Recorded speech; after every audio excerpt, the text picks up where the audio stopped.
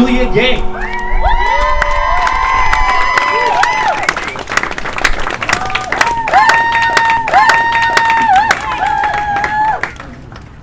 What's up?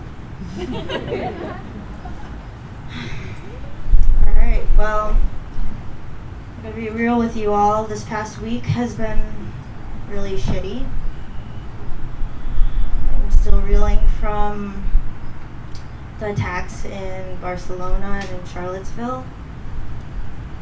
Now we're dealing with neo-Nazi groups taking to the streets, like white nationalists, more emboldened than ever in our country, and realizing that to be black, to be brown in this country is really scary.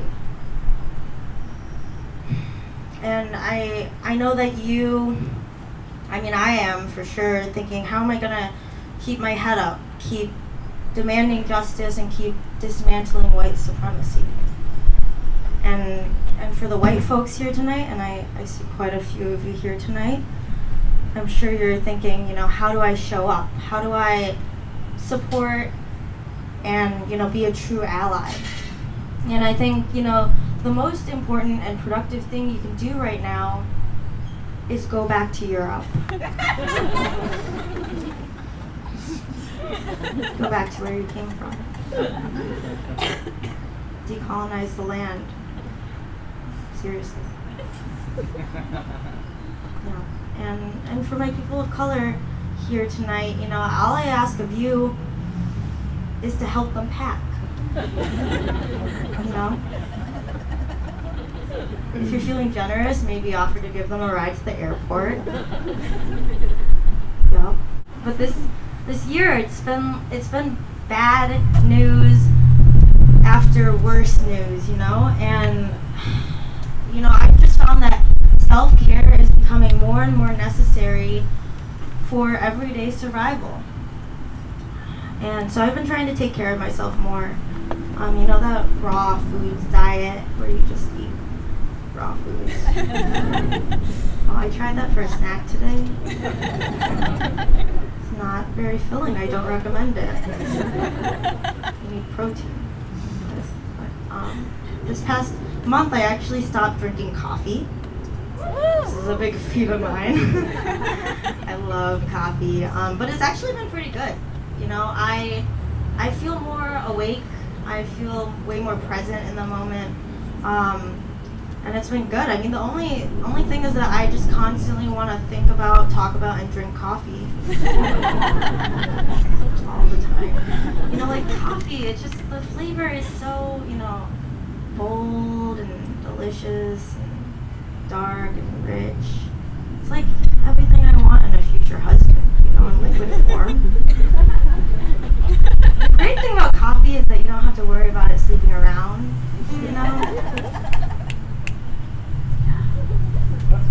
Okay, well, there's one other thing that kind of sucks about not drinking coffee in the morning. It's like it wreaks havoc on your poop schedule. It really does. You should poop in the morning if you didn't know that. It's really good for your health. So if you're not doing that, you should do that. And I was doing that, I swear. I was pooping in the morning every day on the dot, with the help of coffee. But now there are days when I get up, I go to work, and I have to poop at work. And it's rough out there. It's really rough. The other day I had to poop at work, and so I went to the restroom. It was all clear, nobody was in there. I was like, sweet, this is my time to shine. So I go in there, I take a seat on the toilet, and of course somebody comes in right when I was about to get down to business.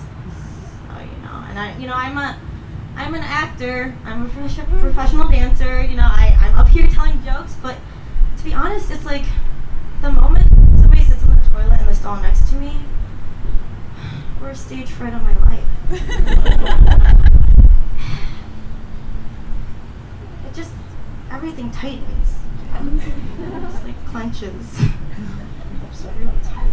Like nothing's coming, nothing's going. The only, it's rough. And so I'm just like sitting there waiting, and The stall next to me is of no use because stalls these days are like suggestions of walls, without the sturdiness or soundproof, smell-proof reliability of actual walls, So I'm just sitting there and I think this is okay. I'll just wait this one out, She'll pee and then she'll peace and I'll have the bathroom to myself. But no. Instead, we are sitting in a long, extended silence. Talking minutes. Long minutes of absolute silence. I'm sure she's starting to feel the pressure too, Like, I don't know what she's doing over there. It doesn't sound like much, but maybe she's like praying or something. Like, dear baby Jesus, like just let me pee a little bit, Just like even a little dribble would be great. Yeah. And, I could go to a different bathroom and just do my business there, but I won't because on principle I got there first. So, I'm there. I'm sitting there staging my own private sit-in in the bathroom like the true activist that I am. And, I get to thinking because I'm busy. I don't have a lot of time to think. I don't have a lot of quiet time in my life. And so I'm here in this absolute silence. I start to think. I start thinking about capitalism. See, capitalism runs so deeply in us that we just feel this constant pressure to be productive. We don't realize that there's more to life than just going to work, getting paid, And so that applies to work shifts too. We can't just take a poop at work without feeling guilt about things not moving along efficiently, So, I start to fidget. I start pulling out the toilet paper. I start blowing my nose and clearing my throat because I want to sound productive. I want to let the woman in the next stall know that I'm working hard. I am doing my best. I am trying to move things along. Right? Another little epiphany I had sitting on that toilet that day was that this is not normal. I know we've been hearing that a lot. Some of you probably have buttons that say that. And it's true, it is not normal. It's not natural for people to take shits in such close proximity. What the fuck? Yeah. Shits work. Okay. What else? Did I get it done? No, I didn't, because there's somebody in the next stall. What the fuck, right? Okay. Anyways, you're probably wondering if I've ever had a threesome before. I haven't. But I've gotten close. I mean, this one time I had this really hot twosome. But I'm open to a threesome, I'm open to a lot of things, actually. I was seeing this guy a while back. He told me he's interested in exploring polyamory. I'm like, cool. I'm naturally thinking about all the other lovers he'll have on the side, and I'm cool with that. I mean, it would be great if he could let his other lovers know that I'm the best in bed. Or, while he's having sex with his other lovers, maybe just softly calling my name out a few times. Something like that, I don't know.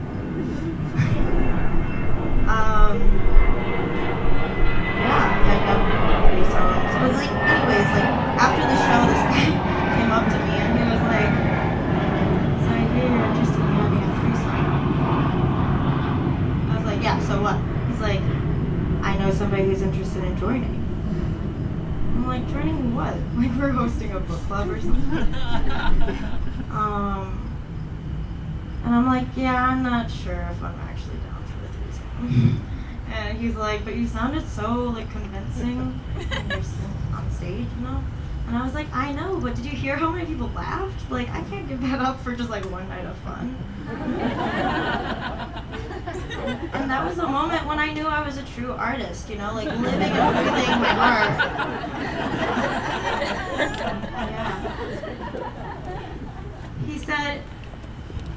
nobody has to know. And I was like, they know. You know, like a threesome isn't like falling up the steps. It's not something you can just like do and then walk away and pretend like nothing happened. You know? Like something within you shifts when you have a threesome. Renee knows. Yeah, I mean, you just like, your outlook on life is completely different. You probably see triangles everywhere. Like, triplets. I mean, I don't know, I haven't had a threesome, I just imagine. You probably smell different too, you know? But thinking, you know, talking about the number 3, this is actually my third time doing stand-up comedy ever. Thank you. Yeah, and a lot of people have asked me why I wanted to try stand-up comedy. You know, and the answer is obviously because I beat myself.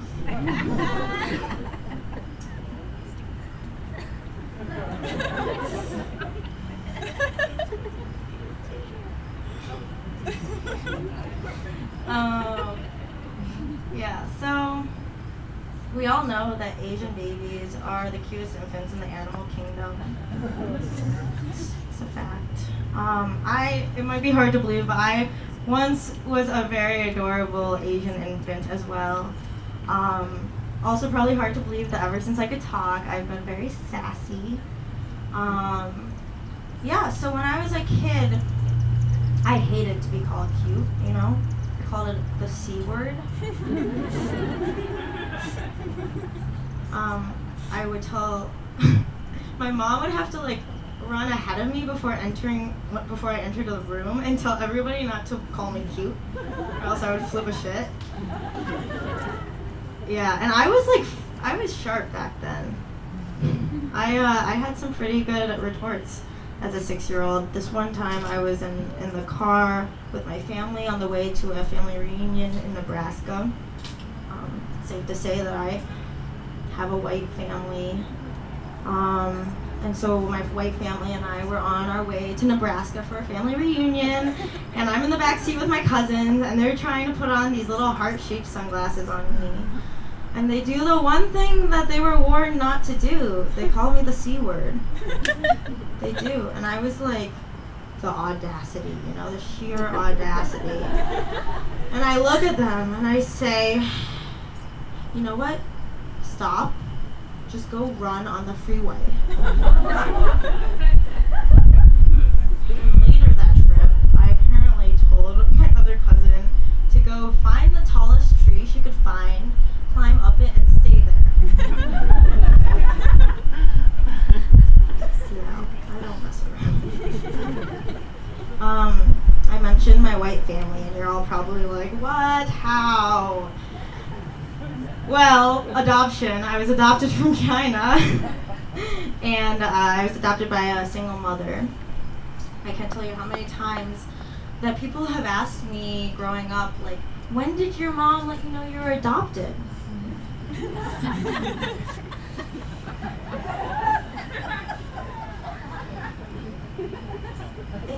It's hard, you know, like, how do you continue to have faith in humanity after a question like that? I don't know. I was talking to my mom on the phone the other day. My birthday was coming up, and I was debating whether or not to go home to Cleveland for my birthday or to stay here in Minneapolis. And she says, like, it's ultimately your decision. It really comes down to whether you want to spend your birthday with me or without me. You know, but besides from her sass, you know, she's like constantly looking out for me. The other day I got a nice package in the mail from her. It had some like fancy spices from Penzies, some nice home decorations, and a condom. Just one single condom. Just one. You know. When your mom sends you a single condom in the mail, you gotta wonder what was going on in her head at the time. I imagine she passed by a bowl of free condoms and she thought of me.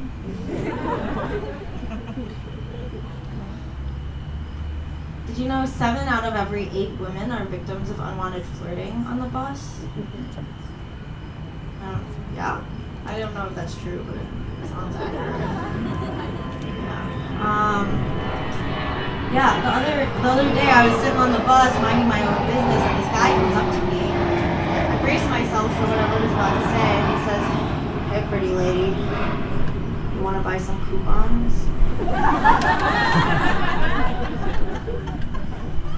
I mean, if it had been any other day, I probably would have bought some coupons. But I had a long day at work. I was hangry.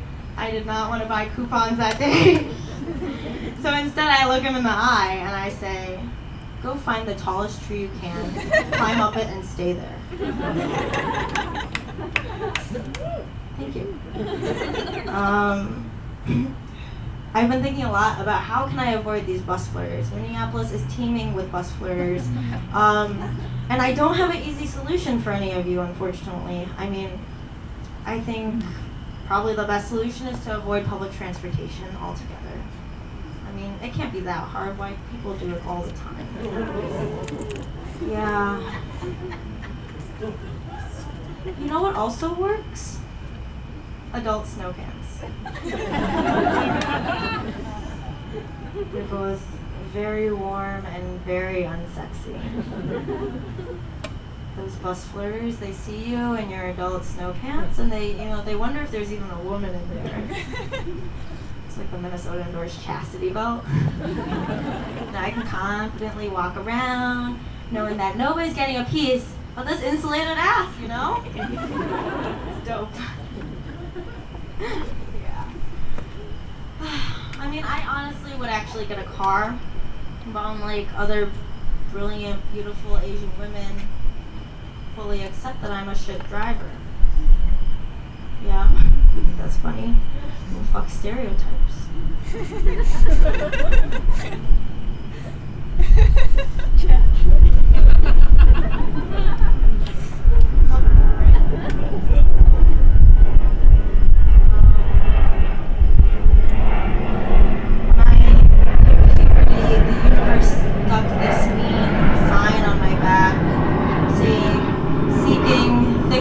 Glasses wearing, hipster vibing, poetry writing, flat bootied white boys.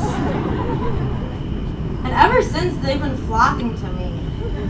God, they love me. It's like I'm their Asian messiah or something. They cannot get enough of this. To be honest, I have dated a lot of white boys. Not proud of it, but it's the facts. So.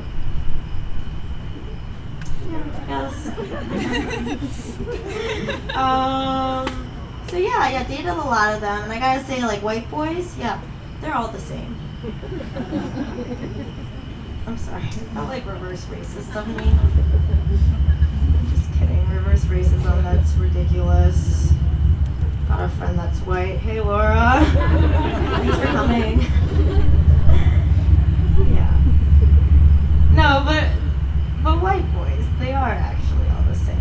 Like, every single one of them has tried to introduce me to a Wes Anderson movie. You guys get it. You watch those. I guess you love movies and stuff. And I just don't understand why there are so many white boy Buddhists. Why? Seriously, I look at them and I'm like, seriously, if anybody in this relationship ought to be Buddhist, I'm not. You know, and the worst part of it is that they don't know how to properly eat a lady out.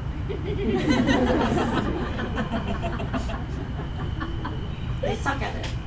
Well, not literally. You know, most of the time I just lie there and I'm like, I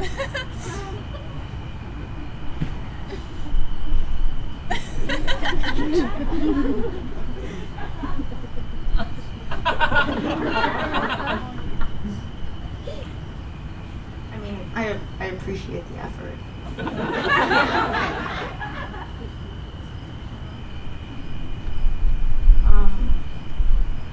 after one of my comedy shows, I had a woman who came up to me, and she was deeply concerned that maybe I just hadn't found the right white boy. Yeah. Apparently, the best sex she ever had was with a white motorcyclist in a tent. You know, she's right. Like, I haven't tried that. Yeah, but you know, it's scientifically proven that white privilege gets so deeply lodged into the ear canals of white people that they're physically incapable of hearing what's coming out of their mouth. It's a problem. You know?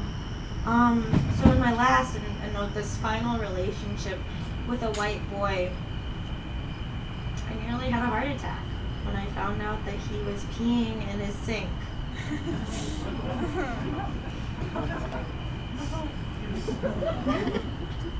Why? It's a good question. Thanks for asking. I asked him that too. You know, and he tells me, and I quote, so he wouldn't have to waste water by flushing the toilet. I just think that's a really gross poetic metaphor for white environmental activism. And our relationship pissed down the drain.